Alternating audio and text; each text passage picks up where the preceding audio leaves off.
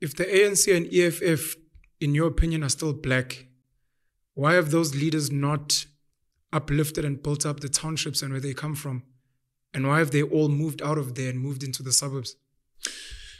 I've seen a great improvement of the townships in this country. When I came here, there used to be dust roads in most of the townships that I used to go, including Soweto. People would sleep with girls for taxi too. Girls were at home without jobs soon after matric. They were at home without studying soon after matric. I saw that change with my own eyes.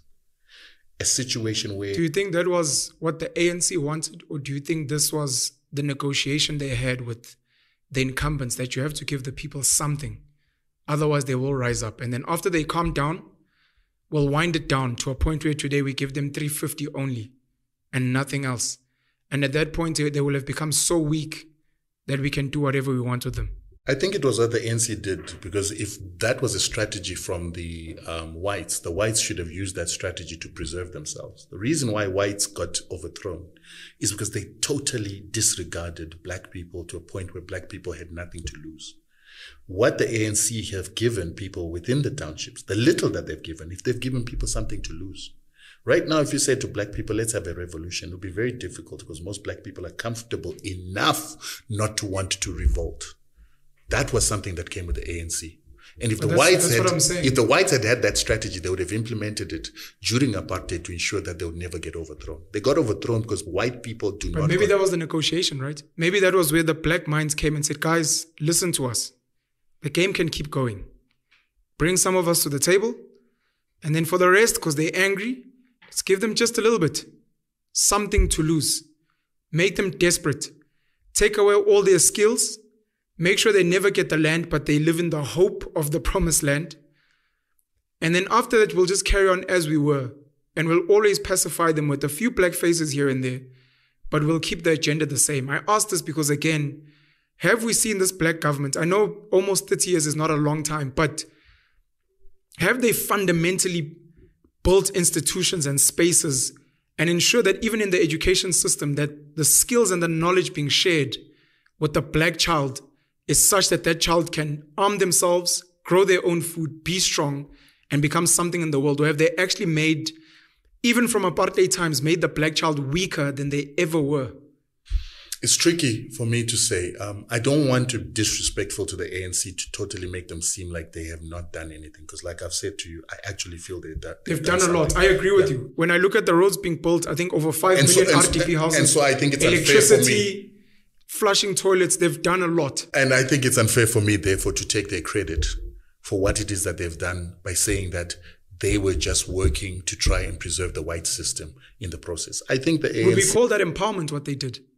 They did something. Would that be called empowerment? It's empowerment. I'll tell you why I call it empowerment. You know, Jacob Zuma made the most black millionaires when he was in government. Mm-hmm. And he made them because of a deliberate intention to give tenders to black people to empower black companies.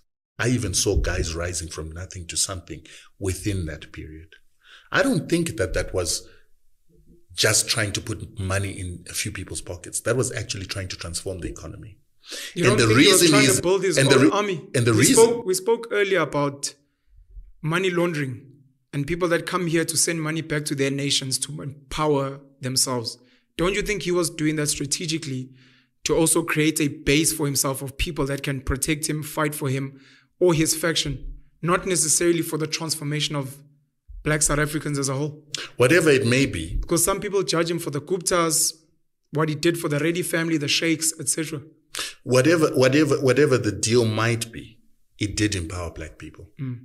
And even if you look at how the Guptas get into the equation, people make it sound like the Guptas are Jacob Zuma's people. From our understanding, the Guptas are ANC people. Mm. And they are ANC people because they were the few people who've got capital outside the white monopoly system that could have been used to actually change and transform this economy and its ownership structure. Mm. So they were Indians. They came into this country during the period of transition. They had money, real money, which could be used to fund black businesses, to fund the capture of communication and media institutions, and to actually buy and capture banking systems, which is what Iqbal Survey is trying to do now. He's trying to create a black bank. And the reason the whites are now trying to destroy him and trying to close his companies is they don't want him to use his money that he's made as an Indian to actually start benefiting what could actually then filter down to black people. And so that is the problem. But the ANC chose to try and have a trickle-down effect rather than trying to nationalize and take what belongs to black South Africans. And I think that's where the mistake was. But I understand why they made the mistake, because Mugabe made the same mistake too. He felt and he believed in the theory of whites to say we can work together. We can build a non-racial society together. They didn't learn the secret that white supremacy does not believe in raising other people, raising other races. And how do we know? You need to look at black Americans in America. They are very backward. The richest billionaire, black billionaire, is in Africa and not an African American. Why? In England and Europe, there's no single black billionaire. The only black billionaire right now in Europe is Strive Masiyiwa, who is a product of Zimbabwe and Zimbabwe's indigenization policy. So we have leaders who have bought the Kool-Aid without looking at empirical evidence. And this is what I am saying in this project and program we're having now. Don't listen to what white people say. Look at what they did.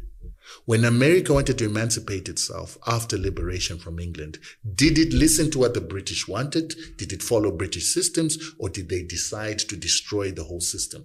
And this brings me back to the issue of this FATF, Financial Action Task Force, and anti-money laundering laws. A lot of European countries were built by piracy. America was built by piracy. They put ships, very fast frigates, onto the high seas to attack British ships, to attack French ships, to attack Spanish ships, and to take their wealth and to utilize that to build the American system. The Israelis did the same thing. They sent people from their Mossad unit that was known as Larkham to go into countries all across the world, steal technology, steal knowledge, and they came and created industry in Israel. They even used stolen funds and monies and proceeds of money laundering from colonialism to build a country. We as Africans need to do the same thing. But if our leaders are going to sign up to Financial Action Task Force regulations, if they're going to create legislation that makes a South African who is in Europe, who is a very good credit card fraudster, makes his money there, and he can't repatriate it like the pirates of America did. He can't repatriate it like the British Cecil John Rhodes did, stealing African resources and repatriating their funds to build Britain. We will never build Africa. If we are not able to steal, if we are not able to take their intellectual property, if we're not able to repatriate what we've stolen. We're able to steal. Yes. And I'm unapologetic, because the Western world is built by stealing. Everything that Adam Smith and the economics textbook wrote about is a lie. It's a lie. Hey? I'm just thinking, Das Capital. I don't think we'll have time. I wanted to speak about the fact that our nuclear program in South Africa was shut down when the ANC came into power. And I'm just thinking a lot of these ideas, when the rest of the world is not happy with who's leading a country, they do shut some of those ideas down because they know their agenda won't be served. You owe me another come back, another sit down. We still haven't unpacked the South African economy. Yes. But I think this was probably more important and more urgent. So thank you very much for coming through, and I look forward to you coming through again.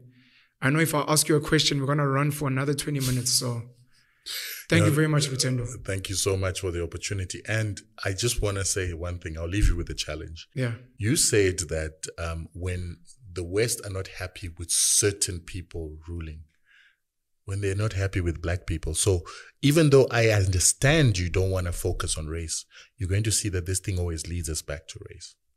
I hear you. Thank you.